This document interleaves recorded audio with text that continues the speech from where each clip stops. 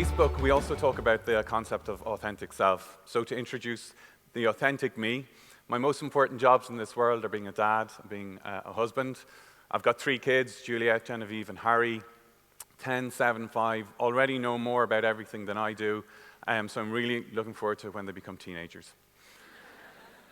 So I'm going to spend the next 10 minutes talking to you about Facebook, talking to you about our mission, our values, but also some of the people practices that we're focused on for the next 3 years and beyond in order to create the type of company that we want to build. And I start with the mission because everything at Facebook starts with the mission. So for the last 10 years, we focused on making the world more open and connected. And at the time that we started out, that wasn't a controversial thing, and it was generally accepted that, connecting people was a good idea. But how the world has changed in that time, I guess we've realized that actually we need to go beyond that and we need to do more. And so now we're looking at giving people the power to build community, but also bringing people closer together. And that's really exciting for us to kind of pivot a little bit in terms of our focus. We're still going to concentrate on making sure people are connected, but now we've got this big, ambitious goal that we get to chase for the next 10 years as well.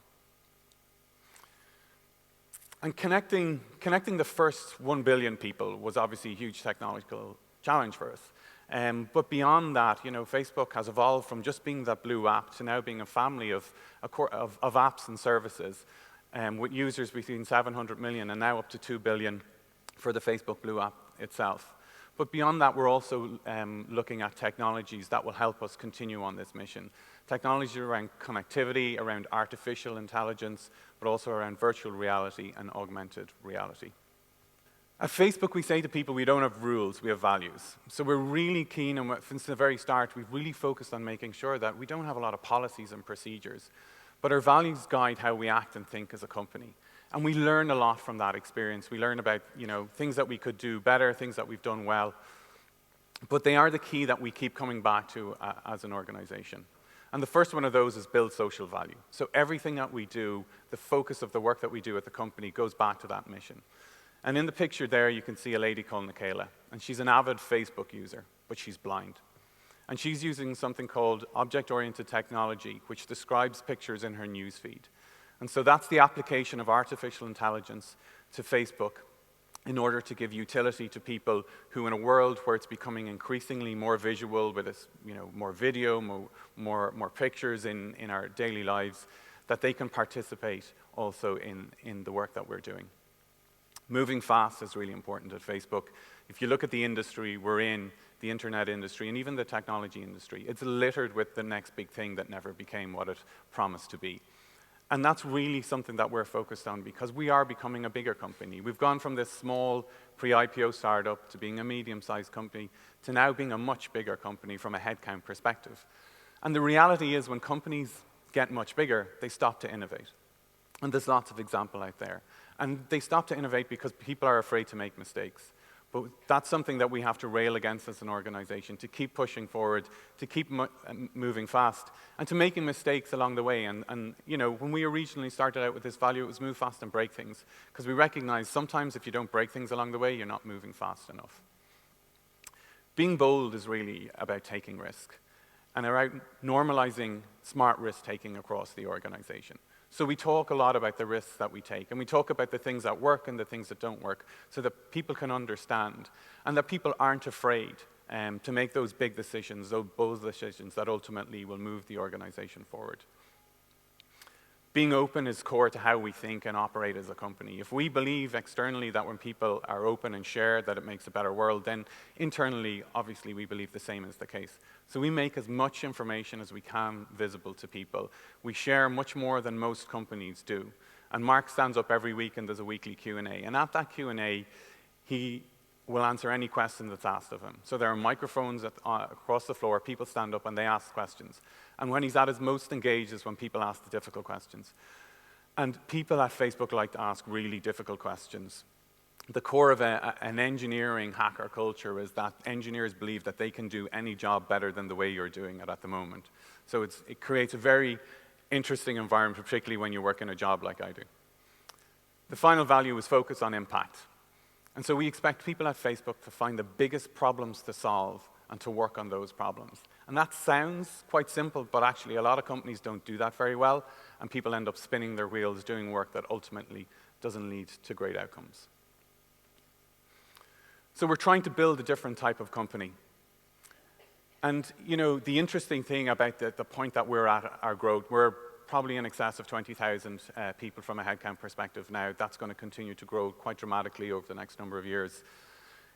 Probably the one thing that we're most concerned about is culture, and how we maintain the parts of our culture that made us who we are today, but also recognize that we're going to have to let some of that culture go in order to embrace the company we're going to become.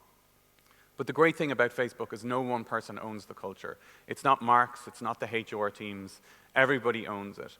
And so what we find on the internal tools where people share is that there's a high degree of moderation in terms of where people feel that maybe how people are acting or behaving in the company isn't consistent with what they think the values are, the culture is.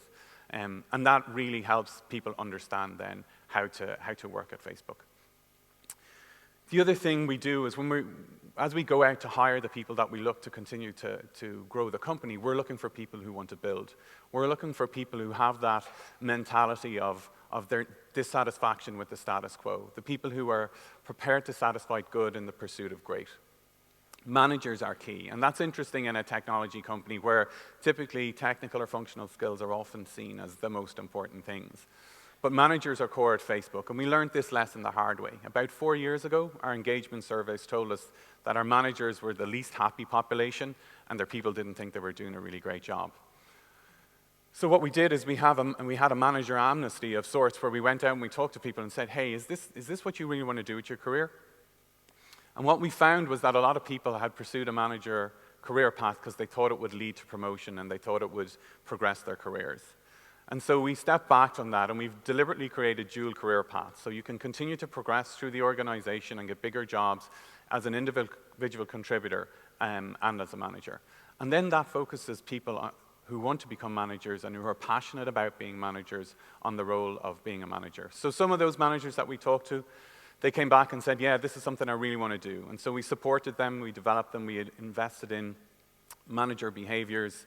But the ones who said they prefer to go back and do individual contributor work, we found ways to help them back into the roles and to playing to the strengths that they have. And that's another important thing. And what we found, if you fast forward 4 years, is actually our managers are now the most engaged community across Facebook, and the people think they're doing a great job of managing as well. Strengths are really key to how we operate at Facebook. You will never be asked the question at Facebook, what are your weaknesses? Because people don't really care what your weaknesses are. People want to know what your strengths are. People want to know what you're passionate about, because we believe the sweet spot is where people are doing work that they really enjoy doing, and that's playing to their strengths.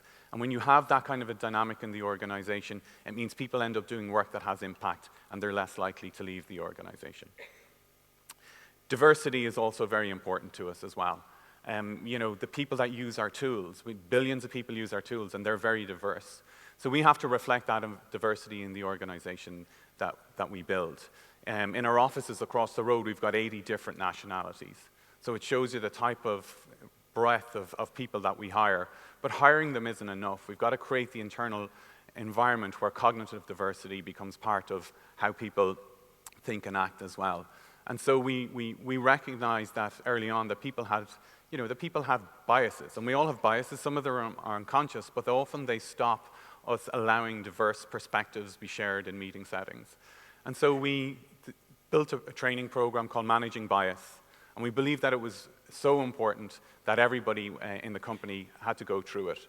But we've also made that content available to companies externally because we believe it's important to the future of society and the future of the workplace. So the final thing to hit on really is the type of work environment and the experience of people within that, and more related to the area that I work on, is that we put so much effort and energy into hiring the best people, and we really want to retain those people for the long term because our mission is a long-term mission. So we thought about the experience as we grew as a company, and we identified that a lot of people came, worked really hard for 3 or 4 years, and then left. And we asked ourselves the question why that was. And I guess what we found was that ultimately what we need to build is a work environment where people are allowed to thrive not only at work but also in their personal lives too.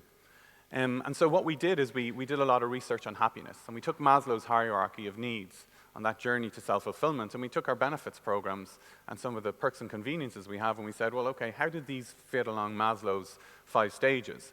And what we found was there were significant gaps.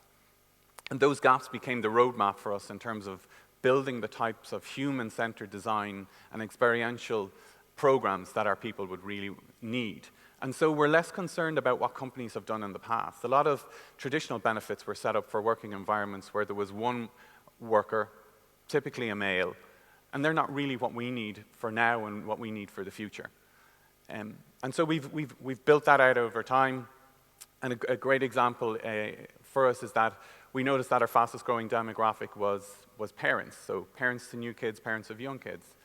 And so we've invested an awful lot in family, including providing fathers with 4 months paid leave after their birth so that they can support their partners through that experience, but also they get the opportunity to share in those really important first months in a child's life and in a young family's life.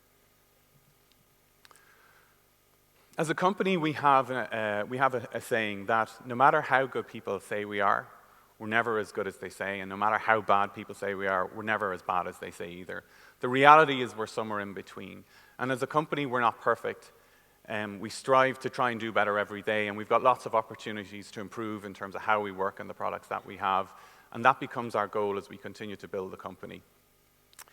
But our ethos as a company is that this is a really exciting journey, but we're just at the start of it. So this journey is 1% finished. And there's so much more we can do in terms of the impact that we can have in the world. And that's equally true internally in terms of the work environment that we build. There's so much we can do to improve it as the world of work evolves and changes. Thank you.